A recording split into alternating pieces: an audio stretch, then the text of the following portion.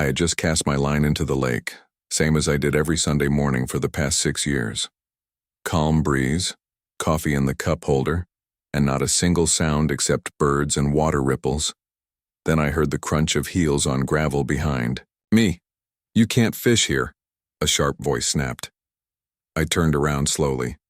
"Yep, Karen, HOA board president." Her lips tight, clipboard in hand like always.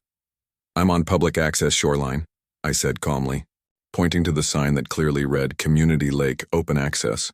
She stepped forward like she owned the dirt under my boots. "Not anymore. New rule. No fishing without HOA-issued permission." I laughed, thinking she was joking. She wasn't. The next morning, I found a neon orange violation sticker slapped on my front door. $500 fine, illegal use of HOA property. I stared at it for a long second. My hands didn't shake. My jaw didn't clench. I just smiled a little. Because Karen didn't know something. She didn't know who I really was. And she definitely didn't know what I had quietly started last month. The fine didn't bother me. Not really, but the principle? That hit deep. My daughter Emily saw the notice and frowned. "Dad, are we in trouble?" "No, sweetheart," I said, taking it down gently. "Some people just don't like when others are happy." Karen thought she had me cornered. What she didn't know was I'd been working with the county records office for weeks, ever since she tried to shut down my daughter's lemonade stand for business zoning violations. That was the first straw. The fishing thing? That was the last. So, when I got in my truck that afternoon, I wasn't heading to the HOA office to argue. I was going to the title company to sign paperwork. See, the lake wasn't owned by the HOA like everyone assumed. It sat on a strange little patch of land tied up in an old inheritance loophole. Some great-grandson of the original landowner wanted to sell. He didn't want drama. He just wanted out. And I wanted the lake. Cash deal. Quiet transfer. Not even the HOA had updated maps yet. 2 days later, I stood at the same shoreline. Fishing, pole in hand. This time when Karen marched toward me, she wasn't alone. She had 2 board members, a camera, and a smug look like she was about to go viral on Facebook. "Third warning," she barked. "You're officially banned from HOA common areas." I didn't move. I just handed her a folded sheet of paper. She unfolded it slowly, eyes scanning the top. Deed of property ownership, Lake Whitmore and adjacent shoreline, parcel 3471. Her smile disappeared. One board member blinked. The other took a step back. I leaned in just slightly and said, "You might want to check who really owns the water before writing any more tickets." Karen didn't speak for a full 10 seconds. Her eyes bounced from the deed in her hand to the lake behind me, then back to my face. She was trying to process it, trying to find some legal thread to cling to. This can't be right," she finally stuttered. "The HOA has always maintained the lake." "Maintained, maybe," I said. "Owned? Not anymore." She handed the paper back like it burned her fingers. "You can't just buy a lake. That's not how this works." "Actually," I said with a half smile, "it's exactly how it works when the real owner sells it to someone who does their homework." She stormed off that day without saying another word, but I knew her silence wouldn't last. Karen didn't know how to lose quietly.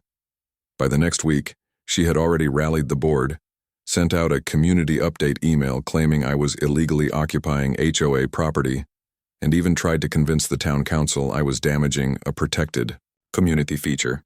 Didn't matter, because along with the lake, I now controlled the only access road to it, the gravel lane that snaked behind a few houses and led to the water. And last night, I installed a new gate. This morning, HOA members woke up to find a fresh metal sign bolted onto it. Private property, no trespassing. Lake access revoked for all unauthorized parties. The neighborhood group chat exploded. One guy tried to paddle in from the other side and got stopped by a fence I'd already arranged with the adjacent owner. Karen was losing it, and that's when she made her biggest mistake yet. She called the police, and when they showed up, she tried to have me arrested. The 2 officers stood beside my driveway, one hand on their belts, the other holding a printed complaint. Karen stood behind them, arms crossed, sunglasses on, acting like she was leading a SWAT raid. "That's him," she said, loud enough for my neighbors to hear. "He's blocking community access and threatening residents. I want him removed today." I walked up calmly, wiping my hands on a rag. I'd been working in the garage. One officer stepped forward. "Sir, we received a report that you're restricting public access to HOA-owned property." I nodded and reached into the folder I had ready on the workbench. This should clear things up. It took less than a minute. Deed, maps, purchase documents. I even included the signed letter from the county confirming the lake had never been officially transferred to the HOA. The officer's expression shifted while reading. Karen tried to lean in, but he held up a hand. "Ma'am, I'm going to need you to step back." Her mouth fell open. "Excuse me? I'm the HOA president." "That's nice." He cut her off. "But this is a private property dispute, not a criminal case. And according to what I'm seeing here, he's within his rights." I could see her lips twitching like she wanted to scream but didn't know what to say. Then came the twist she never saw coming. I looked at the second officer and asked casually, "Hey, John, how's your dad doing after surgery?" He smiled and nodded. "Recovering well. Thanks for checking." Karen blinked. "You know them?" "I trained half their unit when I was still with the sheriff's department," I said, finally turning toward her.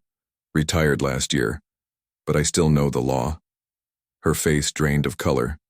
That viral confidence, gone in seconds. "You filed a false police report," the officer said, turning to Karen. "That's a serious offense," Karen stammered, backing up.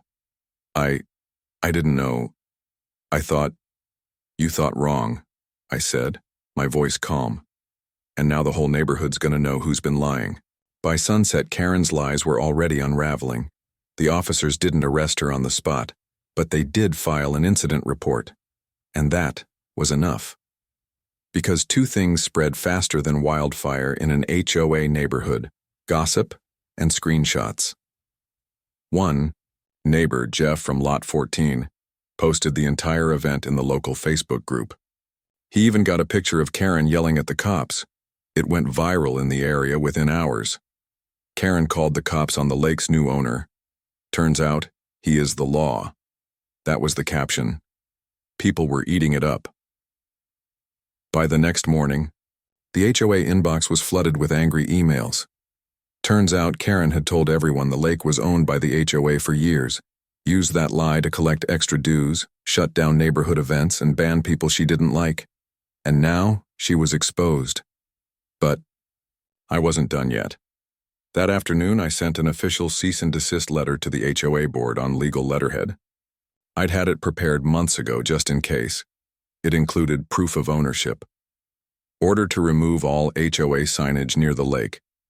Formal notice revoking all access rights to the property, and just to really drive it home, I added a final clause: any further harassment or unauthorized entry will be prosecuted under state trespass laws.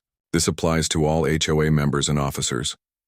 Karen called an emergency meeting that night, but only 4 people showed up. Turns out, half the board had already quit. One of them even emailed me directly. Said they never agreed with Karen, but she bullied everyone into silence. I didn't reply. I just walked down to the lake, cast my line into the water, and watched the sun set in silence. Except I wasn't alone.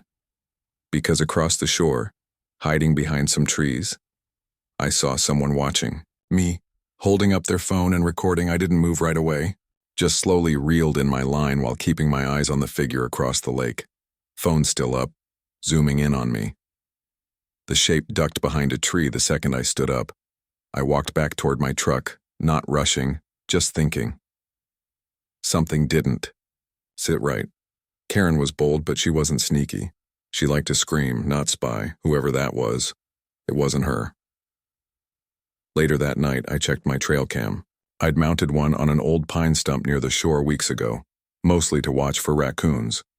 But the footage from an hour earlier showed exactly what I hoped it would. Not Karen. It was Brad. Her cousin. also a former board member, the same guy, who once threatened to sue me for parking too close to his mailbox. He'd been kicked off the board after yelling at a kid during a neighborhood BBQ, but I guess loyalty ran thick in their family. And now he was out here filming me like he was building some kind of case. That's when I remembered something. Brad ran a private security company. Not a real cop, but the kind that wore the badge and talked tough to neighbors who didn't mow their lawns the right way. And then it hit me. What if Karen wasn't done? What if she was planning to fake an incident on my land? It wasn't paranoia. I'd seen people like her before, twist a story, frame a victim, and hide behind fake authority. So I did what any former officer would. I went into the garage, opened the cabinet I hadn't touched in a year, and pulled out my old surveillance gear. Motion sensors, backup cams, high-res dash recorders. Within an hour, my entire lake perimeter was covered. Next time someone stepped foot on my property, I'd have eyes on them, and it didn't take long because at 3:17 a.m., my phone buzzed with a motion alert. Someone was at the dock, and they were carrying a gas can. I shot out of bed the second that alert came in, pulled the live feed up on my phone, and froze. It was Brad. Dark hoodie, gloves, and a red plastic gas can swinging from his hand. He wasn't just trespassing, he was planning something dangerous. Slipped on my boots, grabbed my flashlight, and slid my sidearm into the holster. I had no intention of using it, but I also knew what a guy like Brad could do when he thought nobody was watching. By the time I reached the edge of the trees near the dock, he was already crouched down, pouring gas onto a pile of old brush I'd stacked earlier that week. He struck a match, but it fizzled in the breeze. "You really want to go down for arson, Brad?" He froze, match halfway to the pile. I stepped into the beam of moonlight, light shining right into his face. He looked like a cornered animal, angry and embarrassed.